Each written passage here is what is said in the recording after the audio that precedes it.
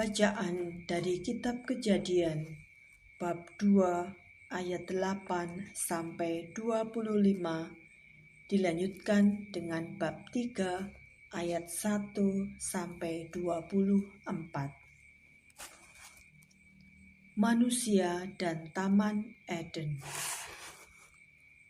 Selanjutnya Tuhan Allah membuat taman di Eden di sebelah timur. Disitulah ditempatkannya manusia yang dibentuknya itu. Lalu Tuhan Allah menumbuhkan berbagai-bagai pohon dari bumi yang menarik dan yang baik untuk dimakan buahnya, dan pohon kehidupan di tengah-tengah taman itu, serta pohon pengetahuan tentang yang baik dan yang jahat. Ada suatu sungai mengalir dari Eden untuk membasahi taman itu, dan dari situ sungai itu terbagi menjadi 4 cabang. Yang pertama namanya Pison, yakni yang mengalir mengelilingi seluruh tanah Hawila, tempat emas ada. Dan emas dari negeri itu baik. Di sana ada damar bedolah dan batu krisopras. Nama sungai yang kedua ialah Gihon, yakni yang mengalir mengelilingi seluruh tanah Kus. Nama sungai yang ketiga ialah Tigris, yakni yang mengalir di sebelah timur Asyur. Dan sungai yang keempat ialah Efrat. Tuhan Allah mengambil manusia itu dan menempatkannya dalam Taman Eden untuk mengusahakan dan memelihara taman itu. Lalu Tuhan Allah memberi perintah kepada manusia, "Semua pohon dalam taman ini boleh kau makan buahnya dengan bebas. Tetapi pohon pengetahuan tentang yang baik dan yang jahat itu, janganlah kau makan buahnya. Sebab pada hari engkau memakannya, pastilah engkau mati." Tuhan Allah berfirman, "Tidak baik kalau manusia itu seorang diri saja. Aku akan menjadikan penolong baginya yang sepadan dengan dia." Lalu Tuhan Allah membentuk dari tanah segala binatang hutan dan segala burung di udara. Dibawanyalah semuanya kepada manusia itu untuk melihat bagaimana ia menamainya. Dan seperti nama yang diberikan manusia itu kepada tiap-tiap makhluk yang hidup, demikianlah nanti nama makhluk itu. Manusia itu memberi nama kepada segala ternak, kepada burung-burung di udara, dan kepada segala binatang hutan. Tetapi baginya sendiri ia tidak menjumpai penolong yang sepadan dengan dia. Lalu Tuhan Allah membuat manusia itu tidur nyenyak.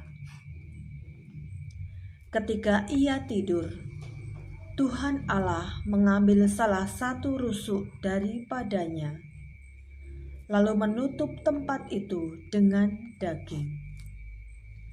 Dan dari rusuk yang diambil Tuhan Allah dari manusia itu, dibangunnyalah seorang perempuan, lalu dibawanya kepada manusia itu. Lalu berkatalah manusia itu, "Inilah dia, tulang dari tulangku dan daging dari dagingku. ia akan dinamai perempuan, sebab ia diambil dari laki-laki. Sebab itu, seorang laki-laki akan meninggalkan ayahnya dan ibunya dan bersatu dengan istrinya, sehingga keduanya menjadi satu daging. Mereka keduanya telanjang, manusia dan istrinya itu, tetapi mereka tidak merasa malu. Manusia jatuh ke dalam dosa. Adapun ular ialah yang paling cerdik dari segala binatang di darat yang dijadikan oleh Tuhan Allah. Ular itu berkata kepada perempuan itu, "Tentulah Allah berfirman, semua pohon dalam taman ini jangan kamu makan buahnya, bukan?" Lalu sahut perempuan itu kepada ular itu, "Buah pohon-pohonan dalam taman ini boleh kami makan. Tetapi tentang buah pohon yang ada di tengah-tengah taman, Allah berfirman, jangan kamu makan ataupun raba buah itu, nanti kamu mati." Tetapi ular itu berkata kepada perempuan itu, "Sekali-kali kamu tidak akan mati.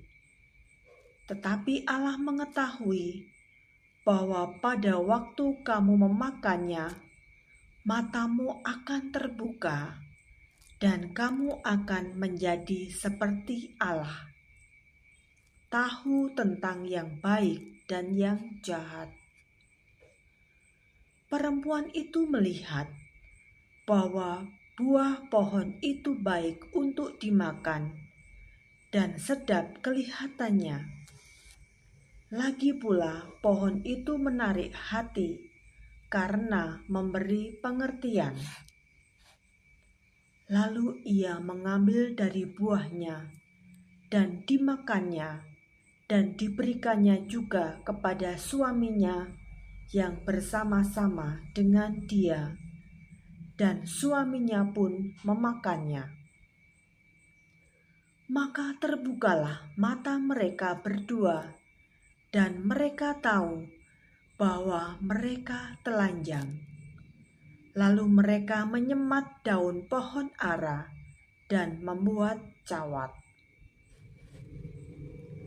Ketika mereka mendengar bunyi langkah Tuhan Allah yang berjalan-jalan dalam taman itu pada waktu hari sejuk, bersembunyilah manusia dan istrinya itu terhadap Tuhan Allah di antara pohon-pohonan dalam taman. Tetapi Tuhan Allah memanggil manusia itu dan berfirman kepadanya, "Di manakah engkau?" Ia menjawab, "Ketika aku mendengar bahwa engkau ada dalam taman ini, aku menjadi takut karena aku telanjang, sebab itu aku bersembunyi." Firman-Nya, "Siapakah yang memberitahukan kepadamu bahwa engkau telanjang? Apakah engkau makan dari buah pohon yang kularang engkau makan itu?" Manusia itu menjawab, "Perempuan yang kau tempatkan di sisiku, dialah yang memberi dari buah pohon itu kepadaku, maka kumakan." Kemudian berfirmanlah Tuhan Allah kepada perempuan itu, "Apakah yang telah kau perbuat ini?" Jawab perempuan itu, "Ular itu yang memperdayakan aku maka kumakan. Lalu berfirmanlah Tuhan Allah kepada ular itu, karena engkau berbuat demikian, terkutuklah engkau di antara segala ternak dan di antara segala binatang hutan. Dengan perutmulah engkau akan menjalar, dan debu tanahlah akan kau makan seumur hidupmu. Aku akan mengadakan permusuhan antara engkau dan perempuan ini, antara keturunanmu dan keturunannya. Keturunannya akan meremukkan kepalamu, dan engkau akan meremukkan tumitnya. Firman-Nya kepada perempuan itu, susah payahmu waktu mengandung akan kubuat sangat banyak. Dengan kesakitan engkau akan melahirkan anakmu. Namun engkau akan birahi kepada suamimu, dan ia akan berkuasa atasmu. Lalu firman-Nya kepada manusia itu,